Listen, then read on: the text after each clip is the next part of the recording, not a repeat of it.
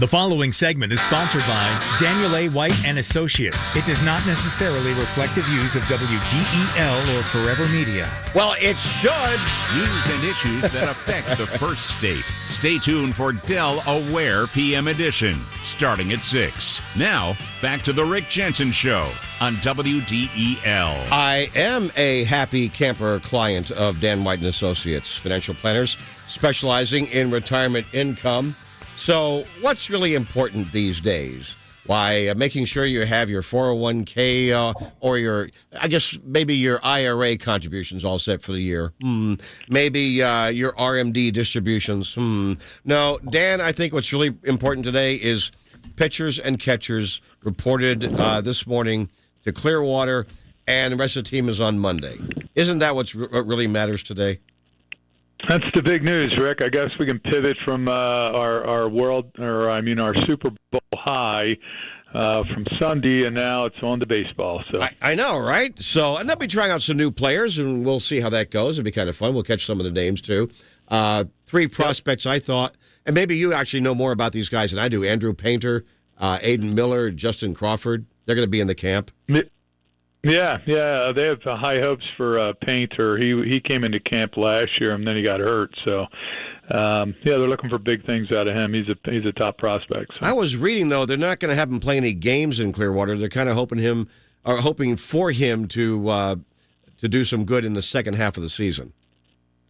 Yeah, like I said, he had an injury last year, and I think he had surgery. So. He's been kind of rehabbing that, so hopefully he can make a contribution later in the year. All right, well, good chat. Thanks for calling in, Dan. I wish you a good day. Oh, yeah. There's that whole thing about the financial planning thing. Exactly. So you sent me this email. I thought that's pretty good. It looked like one of these quizzes. 99%. Good enough for the Hall of Fame, but not certain IRA transactions. And I'm going, what? Yeah, I thought it was kind of interesting because I knew pitchers and catchers reported today, so I figured I'd work in a little baseball. But, in January they vote for the Hall of Fame, and Ichiro Suzuki, one of the best hitters of all time, he was selected. It takes 75% of the writer's support to get into the Hall of Fame. He was chosen on 393 out of 394 ballots.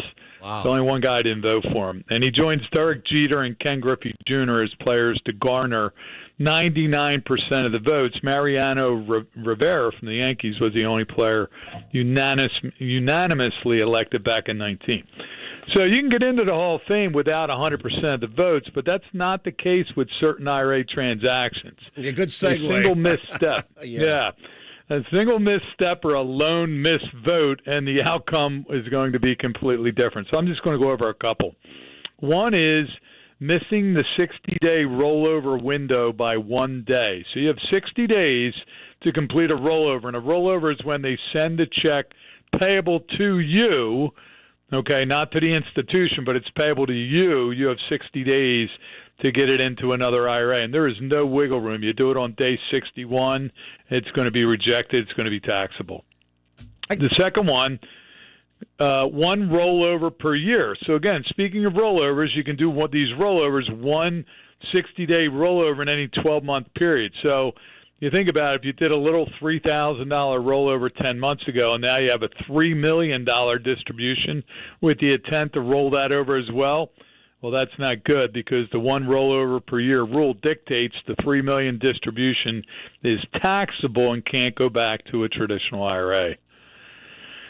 So again, you need 75% of the time. No, it doesn't work. I mean, These are all one and done. Yeah, this doesn't make sense to me. I gotta ask you. This doesn't make sense to me. So, rollovers I've done are 401k to an IRA. You leave an employer. Yeah. And we do them all the time. And as long as the check is made payable to the new institution, that's not a 60-day rollover. It's only when you say, hey, make the check payable to me, and then I'll have 60 days to get it into another IRA. So it doesn't make sense to me to do that because if something screws up, you can lose you get 50% penalties and everything gets added up. It's crazy. And I always had it sent from one administrator to the other administrator. Here's the documentation and all that. Why? What is the reason why anybody Well, I'll tell you what's crazy is last year I had a client call me, and she says, I got to see you right away. And I said, what's up? I got a check from Merrill Lynch, and it was for like $310,000. And I said, what's this for? So we called Merrill Lynch, and they're like, well, we sent you something 3 months ago to update your info, and we never got it back, so we cashed you out. Whoa! So they sent her a check for $300, and they took out 20%. Damn! Right? Because they took out 20%, so they withheld like $60,000. And I said, well, listen, we called Merrill Lynch. They would not reverse the transaction. I said, we have 60 days to get it into another IRA, but you have to come up with the other $60,000. Right? Really? So she did. She actually borrowed some money from her boyfriend. And I said, look, the bottom line is we get it in the IRA, you'll get the $60,000 back when you file your taxes. Because we just have to prove to them we got it in within 60 days, and you don't owe any tax on this. So that was a situation where it was a 60-day rollover. Now, that being the case, she's only allowed to do one of those within a 365-day window. So if she wanted to do another one this year, it probably would not be a good idea because it's going to be taxable. So that makes sense, though, if they take out 15% for Fed and 5%, for local taxes. Okay, that's pretty common. But that could have caused her a lot more pain. I mean, and I couldn't believe Merrill Lynch just arbitrarily. She didn't sign anything. They just said, "Hey, we didn't get this information back, so we cashed you out." I couldn't believe it. I'm like, "Hey, can we get a list of all your IRA clients here?" Yeah, really. We'd like to send them a nice letter from Dan White and Associates. If Merrill Lynch going to hose you, is this now? Wait, but might this, or was it related to, like, for example, in Delaware, the Delaware Escheat office will send somebody a letter saying, hey, you haven't done anything with this account. The account's been inactive for 3 years. And if they don't hear back from you, they take the money from you. Yeah, I think this was a little different. I think this was just like one of those know your customer type things where you just have to fill in your income and your net worth and stuff like that. And I think she was sick and might even have been in the hospital, so she never responded. And they took it upon themselves just to cash her out and said, hey, we're sending you your money. It was bizarre. And I've talked to several other advisors and back office people, and they're like, oh, we've never heard of that. And I'm like, yeah, I know it. It was crazy. But getting back to our one and done type things, there's two other I want to mention. All right. We run into people that want to do qualified charitable distributions where you can take money from your IRA, your RMD, and or take money from it and donate it to a charity. It's very generous. Just don't do it when you're 70 and 180 days. You have to be 70 and a half. Okay, so if you do it before you are 70 and a half, they're going to disallow it. And same thing with avoiding the 10% early IRA distribution penalty.